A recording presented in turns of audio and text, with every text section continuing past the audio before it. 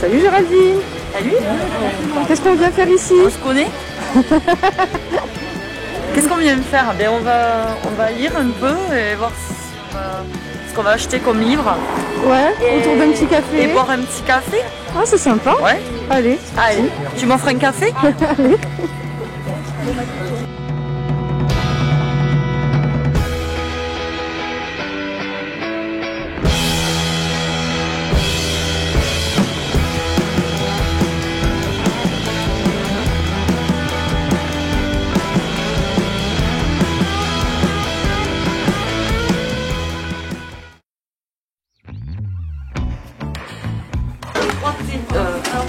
Deux thés pour toi. Quel type de thé? Noir, vert, Thé vert. caféine, Noir. menthe. Thé Lily, t'as ton café? Ah, t'es à la menthe. T'es à la menthe? Et noir. Thé noir naturel, thé noir... La suggestion du jour. Ah ouais, sympa. Alors ça c'est le vert. Ouais. Merci. Ça c'est le... C'est les gars?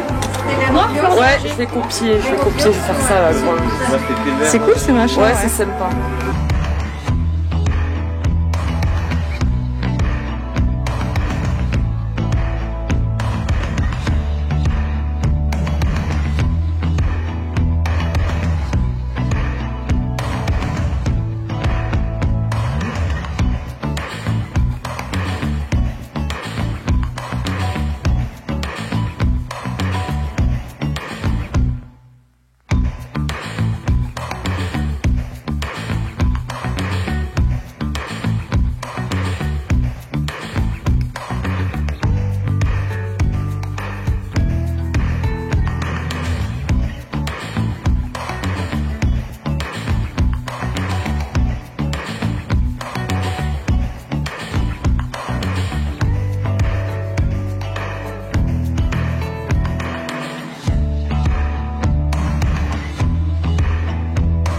Je suis le doyen des bénévoles. C'est le doyen des bénévoles et le plus actif et le plus drôle. Et, C'est quand tu commences à devenir le doyen de tout.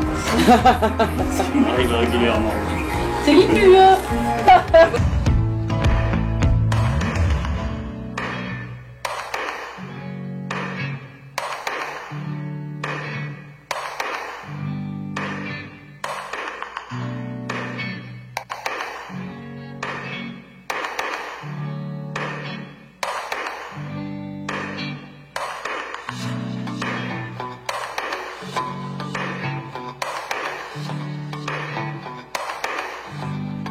Ouais, Lily, cette cafetière, ça fait combien de temps qu'elle est ouverte?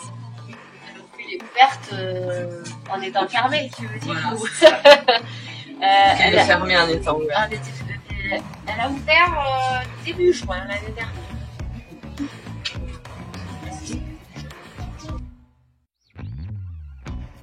En temps normal, on fait plein de choses. L'idée, c'est d'un circuit culturel. Donc, on était parti sur 3 piliers, une programmation culturelle, tout ça c'est des concerts, ateliers, partage de savoir, tous les publics et tous les âges. Donc là, forcément, ça c'est en cause. Un aspect professionnel, donc il y a des mises à dispo du local pour les assos, pour les gens qui veulent travailler. Ça fonctionne en ce moment aussi. Et puis après, on avait pensé à un pôle jeunesse. Qu'on n'a pas encore vraiment exploré à fond, parce qu'on a ouvert en juin, il y a eu l'été, et puis après on a fermé en octobre, donc ça n'a pas vraiment eu le temps de commencer. Mais il y avait cette volonté d'avoir des choses spécifiques pour les jeunes aussi. Et donc là, comme on est fermé, le bar est fermé, on a les livres quand même. On a un fond de livres avec une librairie toulousaine, les frères Fleury. Et donc les gens le samedi matin peuvent venir récupérer des commandes. Et puis regarder ce qu'on a ramené. Et puis un peu de café, thé à emporter. J'ai vu que sur Facebook, vous relayez beaucoup d'événements en fait, même pendant la période de confinement. Oui. Il y a eu un maintien du contact assez important quand même à la cafetière. Oui, disons que malgré le fait d'être fermé, en fait en sous-marin derrière ça continue quoi, de réseauter, de rester à l'écoute, en veille sur ce qui se fait, ce qui se dit autour des tiers-lieux. Et puis finalement, ça a été cette période aussi où on se repose un peu sur l'interne. Donc on a passé du temps aussi à reparler avec nos bénévoles, nos membres, faire une campagne d'adhésion. On a fait l'AG à distance. Donc c'est bon voilà, même si on est fermé, il se passe quand même des choses en fait internes. Est-ce que c'est intergénérationnel ou est-ce que tu as une moyenne d'âge bien définie Et bien, quand on a fait un peu alors c'était seulement les adhérents, mais les statistiques, c'était en fait la majorité c'est les plus de 60. C'est assez surprenant en fait pour nous, mais c'était les membres. Après le noyau dur c'est quand même 40-60.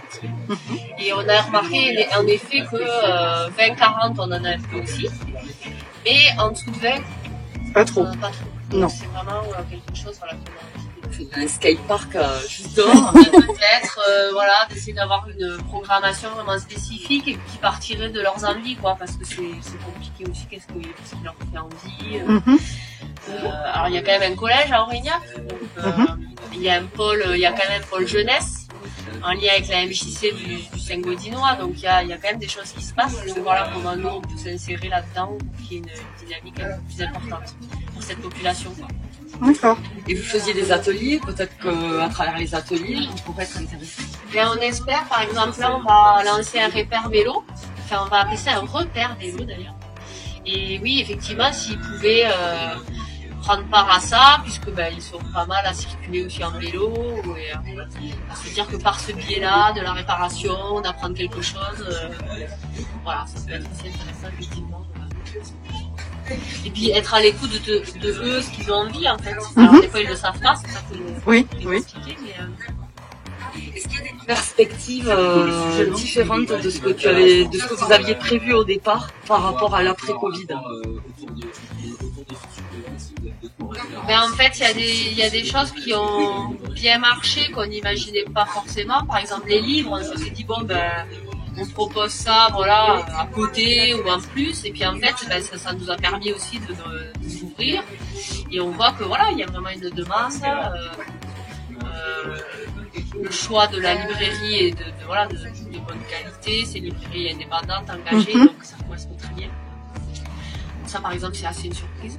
Et puis après, en fait, ce qu'on voit pas trop, mais j'imagine que c'est pour toi pareil, Géraldine, c'est le côté vraiment conciergerie. À chaque fois que c'est ouvert, mais il y a des milliers de micro-trucs en fait où et puis nous on est là pour faire de la mise en lien, donc en fait c'est tiens regarde Géraldine elle a ce lieu, justement on peut chercher toi t'es maraîchère, et en fait on fait ça tout le temps, et en fait c'est devenu complètement naturel, mais c'est quelque chose qui est pas quantifiable en fait, mais les gens viennent poser des flyers, viennent dire il y a une dame elle avait mis une annonce pour trouver une femme de ménage, c'est un lieu de rencontre aussi, voilà, et puis c'est vraiment cet aspect comme un tableau humain où moi je fais ça, je cherche ça, moi j'ai ça, je fais ça, enfin voilà, et ça on n'imaginait pas à quel point il y avait un besoin en fait de ça, en fait, de mise en lien. Ouais. C'est lié à la période Covid tout ça, ou c'est un besoin qui était ancré déjà? Je pense que bien sûr c'est exacerbé. Ouais. Je pense que le besoin a toujours été là. C'était là, les gens, enfin on le savait pas forcément nous-mêmes. On en avait besoin, mais je pense que c'était là. C'est les campagnes quoi en général. Ces lieux un peu qui étaient les bars avant, les bistrots, il y en a de moins en moins. Où est-ce qu'on se retrouve? Alors oui, on se retrouve dans les magasins, dans les épiceries, dans le tabac. Ça fait toujours ce rôle-là aussi. Oui, donc mais c'est vrai que cette période, on ne va pas trop rester longtemps. Voilà, il faut là, c'est emporté, on prend son verre, on sort. Oui, c'est à l'inverse de... C'est ça. C'est naturel, quoi, de se poser, de discuter. Bon, très bien, écoute, j'espère que tu peux ouvrir très prochainement, le 15 mai. On espère, on va garder les doigts croisés et puis les oreilles ouvertes sur ce qui se dit. Puis on continuera, après du lien. Super, merci beaucoup Elsie. Merci beaucoup à vous. À très vite. Allez.